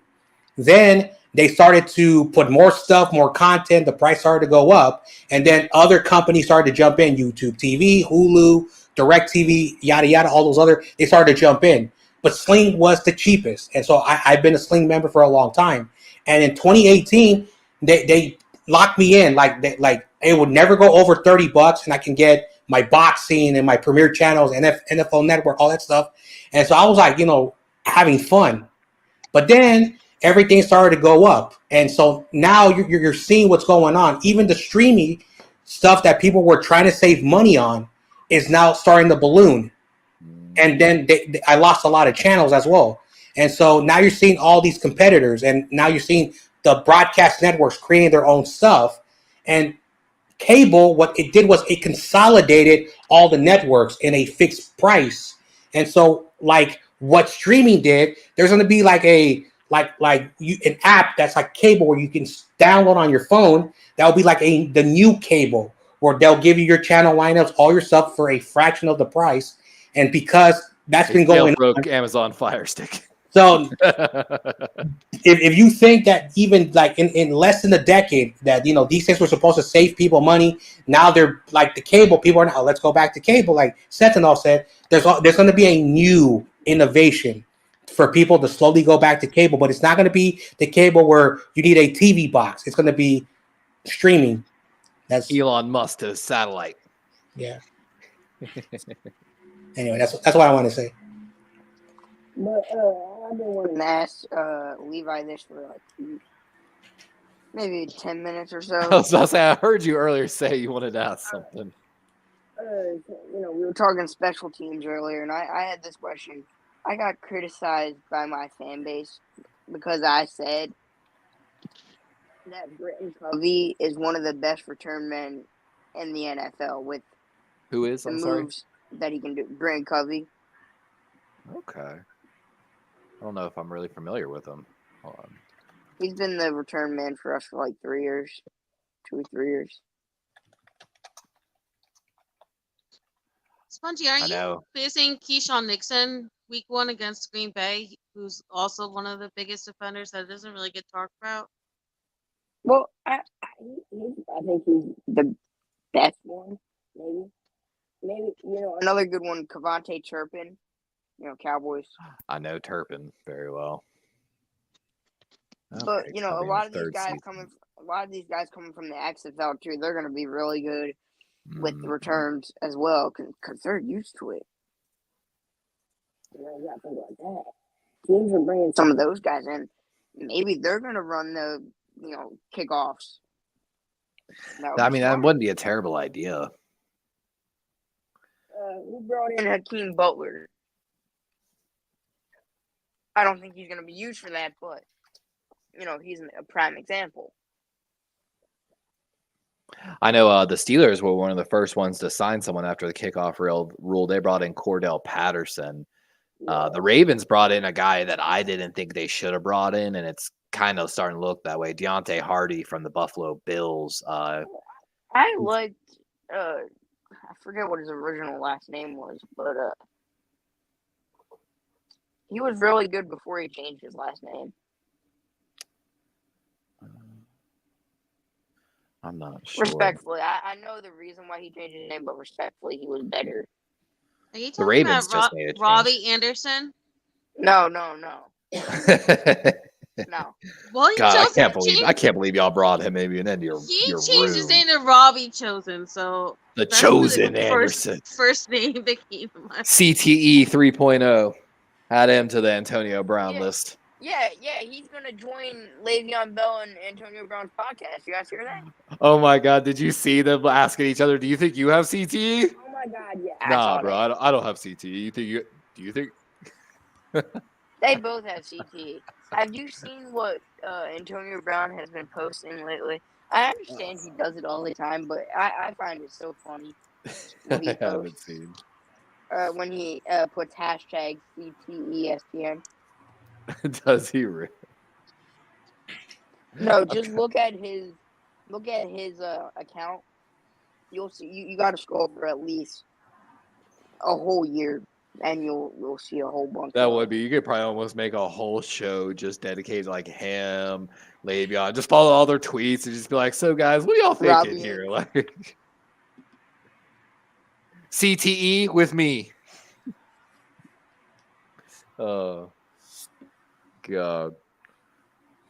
Oh, I think I'm about to get ready to head out to them guys. I got to go make some dinner myself. I still haven't eaten after the gym, but I appreciate y'all for letting me come on and talk some football with y'all. Hey, who's that number 57 behind you, Levi? That's it. So it's technically CJ Mosley's jersey, but it's more in honor to 57 used to be the number like Bart Scott. It was the number for undrafted rookie free agents, and it has a legacy in Baltimore beside number 52. It's for me, 50. There should always be 52 and 50. Well, not 52 because he's retired, but there should always be a 57 in the second linebacker spot. It's just, even when I play Madden, man, I make sure my other linebacker always has the number 57. It's just like I said. Did y'all end up bringing back Matt BK? Oh yeah, we signed him to an extension. I'm super excited about that. And there's another. We got another young rookie, Travis Jones. We drafted him out of the University of Connecticut like 2 years ago, because he played so many snaps.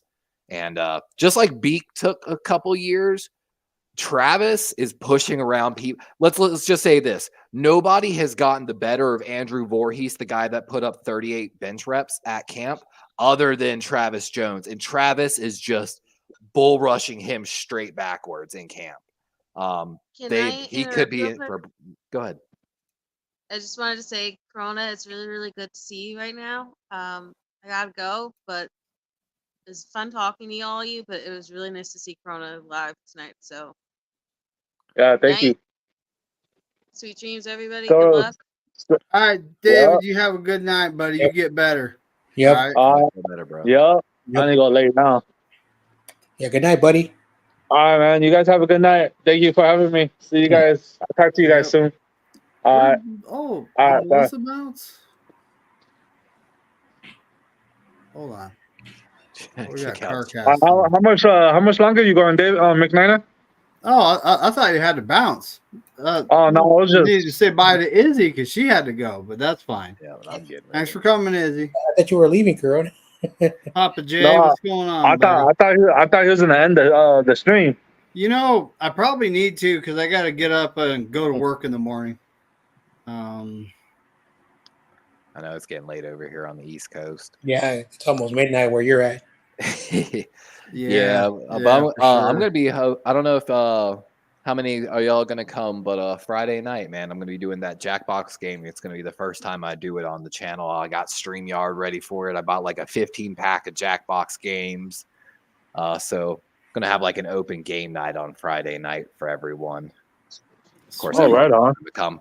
I think I can only have like 8 to 10 people on camera, and then Yeah. the Jackbox games can hold anywhere from 3 to 8. One game I can have 100 people, and you can play from your phone, tablet, PC, whatever, like just like kind of like a Oh. StreamYard link. Levi, you know what's Oh funny? hell yeah!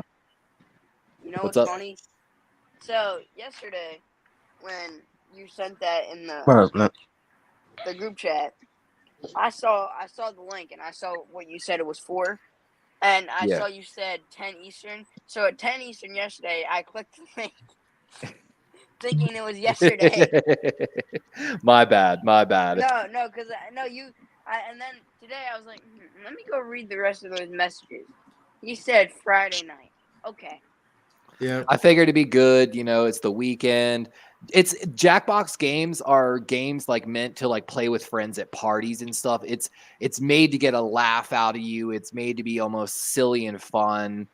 There's tons of different games and styles. You know, some games like you draw stuff. Some games, you know, it's like almost like Among Us in a sense. So it's meant to have fun, relax, and maybe we'll do like a Q&A. And I think also moving it to 10 might put me past where Grossi ends his Q&A on Friday nights. So maybe we'll be able to get some viewers. And of course, with StreamYard, I can make it so everyone can put it out on their channels as well, because I feel like it's some pretty good content. If you want me to, I'll put it on my channel, but it's up to you. It's up to you. Whenever you join StreamYard, it should give you that option. Like tonight, I see it gives me the option up there on the right side. It's all right. here, Well, but yeah. so everybody that's watching or watches the replay, tune in to Darwin's Raven on Friday. I might stream it on my channel. Kind of depends on what I got going on Friday and Saturday. You know, I'm just starting a new job, and I got some serious stuff to figure out. So Good luck with that. yeah, it's all good. I'll get it.